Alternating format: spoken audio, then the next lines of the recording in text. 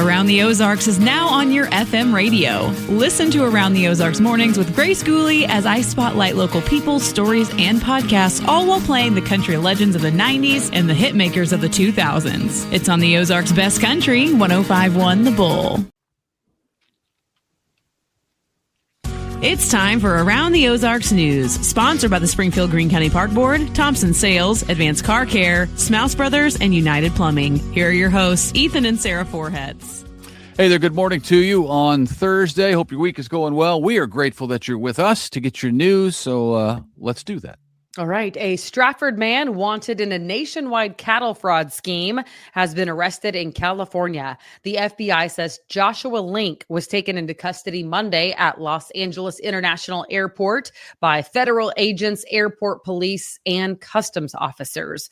Prosecutors say that he was part of a scheme that promised investors profits from cattle sales, but instead he apparently kept the money. Investigators say there are more than 2,200 victims who lost $220 million in total. Link says he's now facing multiple counts, including wire fraud, conspiracy, and money laundering.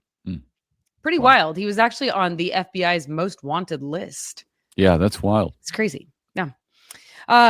Horrific story out of Texas County. Authorities there have arrested a couple after a disturbing discovery at a home on Lundy Road.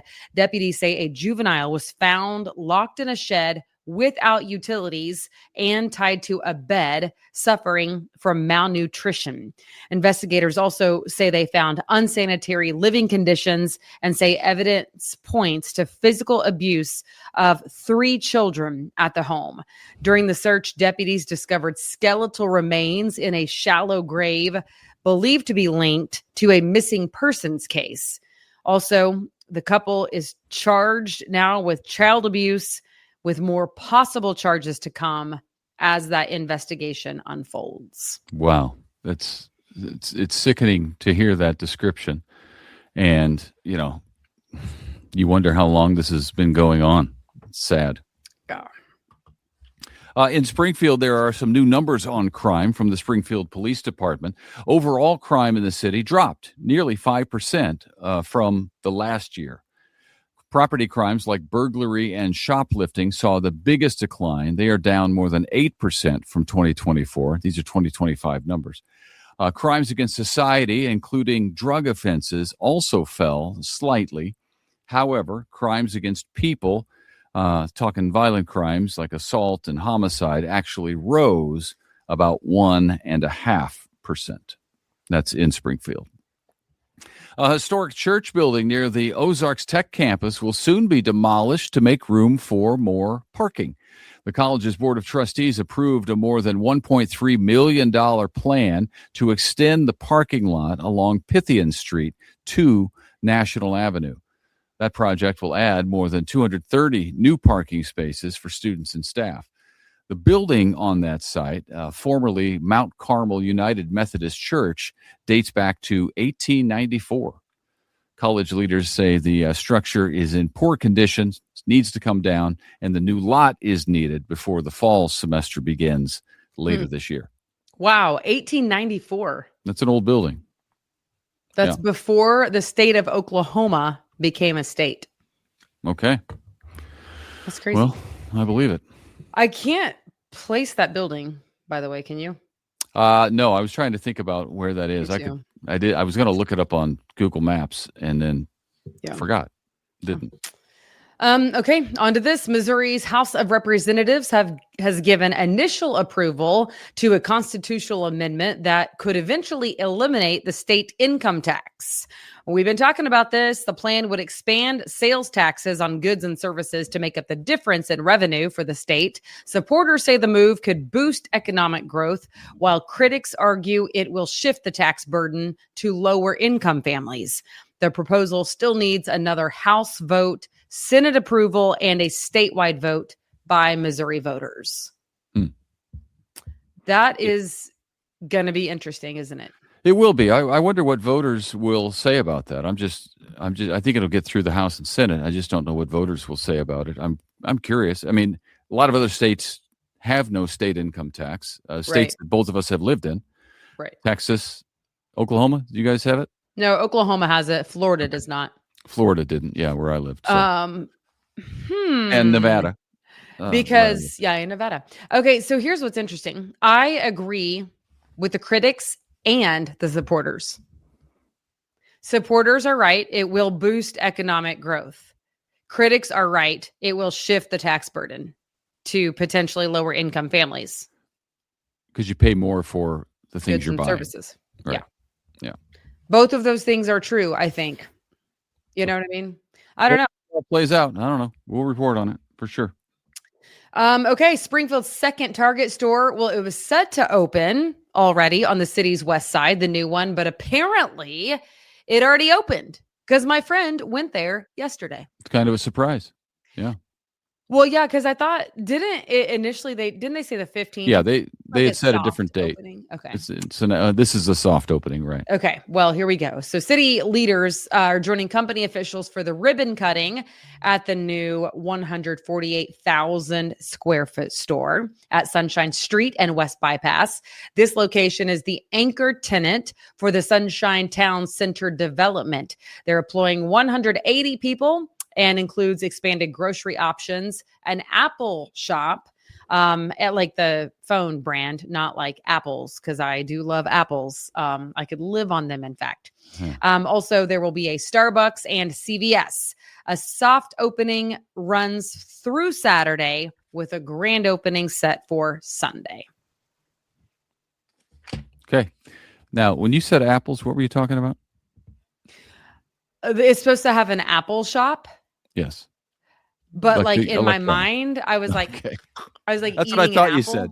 Yeah. That's what I thought you said. But it's talking about it's talking about an apple. Yes. Not electronics. An apple. Although they will have apples in their produce section. That's probably true. All right. 2 California men. This is a crazy story. I don't know if you've heard this yet, but it's crazy on so many levels. 2 California men facing felony charges after damaging a rare fossil at Top of the Rock up down in Taney County. Authorities say the men tried to hang. One of them lifted another man up and grabbed the tusk of a woolly mammoth, like the real deal, and then tried to hang on it. And it didn't work. I feel like I need to see what these dudes look like. I've seen them. Are these like? I've seen them. Like, did they look like they were up to no good, or was this like, oh my gosh, this would be a cool picture, and it's a daggum woolly mammoth? There's no way that we could like damage it. Come on, look at it compared to us. Yeah, I don't know. Like, this would be a neat picture. Let's hang from it. Did they look like they were up to no good, and they were like, watch this? I think they look like fairly regular guys. Middle-aged dudes that thought something would be funny and cool and then ended up really not being. Yeah, so they they tried to hang on that. One of them tried to hang on a tusk. That 200-pound tusk broke off and shattered on the floor. And that's it's one of one, right? It's one of a kind. Did you say 200-pound tusk? That's what I said. Okay. That fossil is estimated to be worth about $200,000. Yeah. Yikes. The 2 men were arrested, and then they were let out of jail on a $15,000 bond each. But it doesn't look good for them. Man. Not a great idea. Like, if you think that they looked like just normal dudes, I don't know what I can't like dictate for you what sketchy dudes look like. But I feel like if I saw their mugshots, I could tell you like whether they were like, oh my gosh, this would be such a cool picture, or they were like, let's see how much damage we can do. Oh, you see them? Yeah, a little bit. You know what? I feel like they were probably like, this would be a cool picture to show our wives. Yeah, I mean, I think they just look. I don't think they went there planning to do that. I think they were there in the museum and said, "Oh, Bud, jump up there. Do this. It'll be a funny picture." And then it wasn't. So anyway, big trouble for them. The Willard School District teachers will soon have an opportunity to continue their education.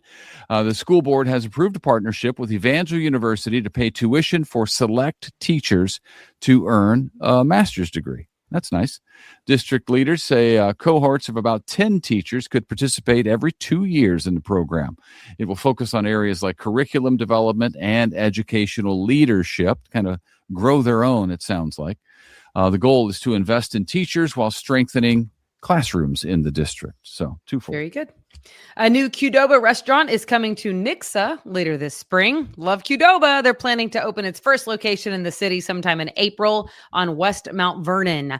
The restaurant will have seating for more than 40 people and employ about 20. The location will be operated by a franchise group that already runs several other Qdoba stores across the area. The chain currently has 4 locations in Springfield and some in Branson and Joplin. All right. Very nice. The Gilloys Theater, and that is how you say it, the Gilloys Theater is asking the community for help as it prepares for its 100th anniversary. The downtown Springfield venue has launched a campaign called Bring History Home to recover some lost memorabilia. The officials are looking for different things like old ticket stubs, programs, photos, posters, personal stories connected to the theater. So if you have any of those, go drop them off.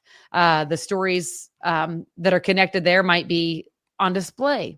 Many original artifacts were lost or damaged during that building's closure between 1980 and 2006. So they are looking for what you got. Contributors may be recognized in some upcoming centennial celebrations. Okay. The Gilloys is such a neat place, so I'm excited to see what comes out of that. Hey, some of you probably already know this, but Dish Network customers across the Ozarks can no longer watch KY3 and KSPR. The blackout happened after Dish and Gray Media failed to reach a new agreement. The two sides have very different explanations as to what went on and what is going on. KY3's owner, Gray Media, says this. This is how they put it.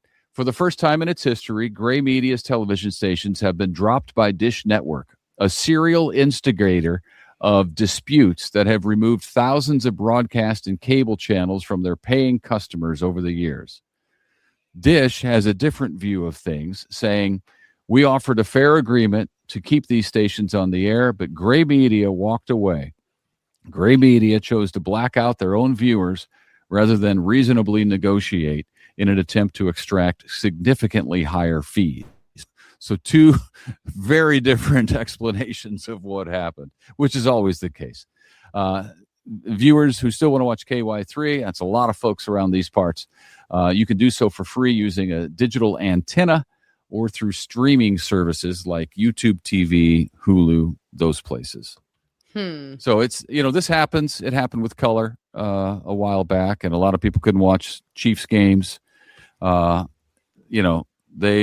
call each other names for a while, and then eventually they work it out, and everybody's back on the air. Yeah. But it's ugly. It's ugly in the meantime. If you go to their websites. You know what? They're probably both right. You know what I mean? Well, I don't know. To some extent, sure. Yeah. All right. Finally, Springfield's annual St. Patrick's Day Parade returns downtown this Saturday. It's the 43rd edition of that event. Steps off at 2:00 in the afternoon. This year's route starts at South Avenue and Elm Street. Then we'll head toward Park Central Square. The parade will exit the square on Park Central East and finish at Jefferson Avenue. Organizers say the route changed this year due to some construction along Boonville. Okay. All right. So that's going on the weekend. There's more going on the weekend. You can always find events that are happening and planned at our events page at aroundtheozarks.com. Just click on events and you can see the whole calendar there. Look in the next month if you want, so you can figure out what you want to do with your family. And by golly, I forgot to scroll our sponsors, so I want to say them out loud right now. Thank you to the Springfield Greene County Park Board. You are an awesome sponsor. Also, Thompson Sales. Thank you. Advanced Car Care Center, Smouse Brothers Foundation Repair, and United Plumbing. Thanks to all of you for all that you do to keep us on the tube. Well, actually on the internet, not the tube. Streaming. But the good news is we're still streaming on the internet. And if we were on the tube, we might be blacked out right now. I don't know. So All right. Hey, thanks for being with us. Have yourself a fantastic Thursday. We'll see you Friday. Have a good one.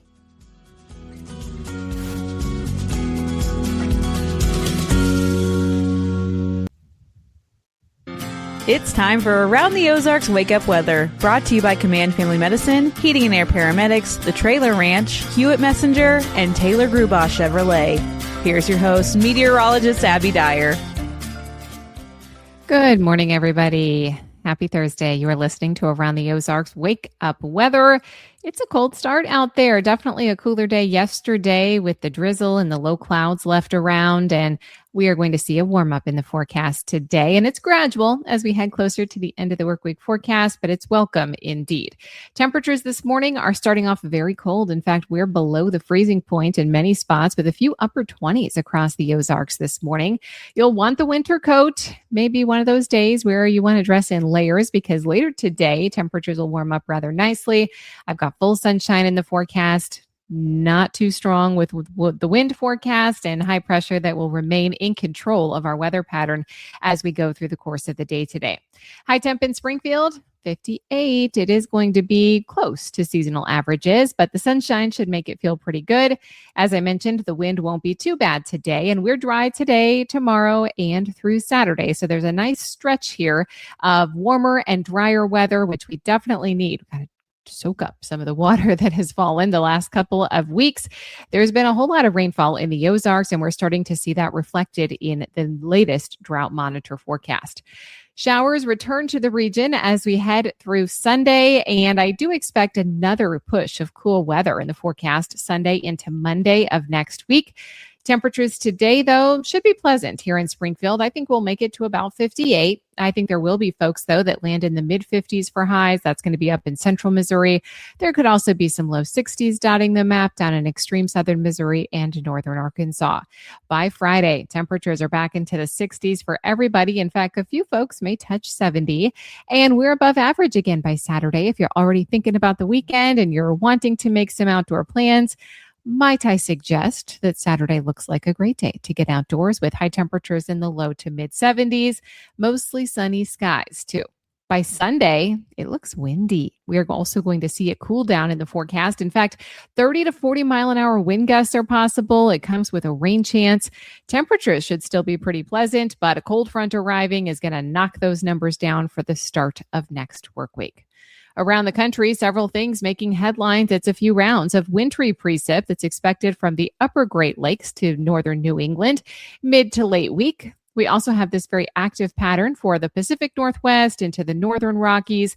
That's going to be bringing some heavy coastal rain and higher elevation snowfall to the region. We also continue to see cooler weather that returns to the East Coast today. So that's going to make some of the headlines too. Of course, the East Coast had some very warm, near record-breaking high temperatures yesterday. And now it's back to reality for them for the rest of their work week forecast. All right, it's time for that Around the Ozarks Wake Up Weather Brain Twister trivia question for the day. And the question that I had for you yesterday was about wind turbines. How many blades do wind turbines have? The options were 2, 3, 4, or 6. And if you chose 3, you would be correct. So now the key here is most wind turbines. I'm sure you can find some in a few places that have more than that, but generally they have 3 blades, and it's because 3, studies have shown, is the optimal balance between engineering efficiency, stability, and cost effectiveness. A 3-blade design provides a smooth, balanced rotation that reduces structural stress and noise while avoids the high drag of more blades or the instability of fewer blades. So congrats if B3 was your guess. Here's the next trivia question that I'll have for you early tomorrow. Which animal has the longest migration route of any mammal on Earth? Do you think that is A, the gray wolf, B, the humpback whale, C, the Arctic tern, or D, the caribou? You can let me know your guess at the website. It's at aroundtheozarks.com. I sure appreciate you starting your day out here with me at Around the Ozarks Wake Up Weather. I hope you have an enjoyable day. A little bit chilly. You'll want some form of jacket or coat all day. Winter coat this morning with temperatures below freezing. We're warming to a high temp of 58 with sunshine later this afternoon. Thanks to our sponsors, Command Family Medicine, Heating and Air Paramedics, The Trailer Ranch, Hewitt Messenger, and Taylor Grubaugh Chevrolet. Have a great day, everybody. I'll be back to chat with you right here first thing tomorrow morning.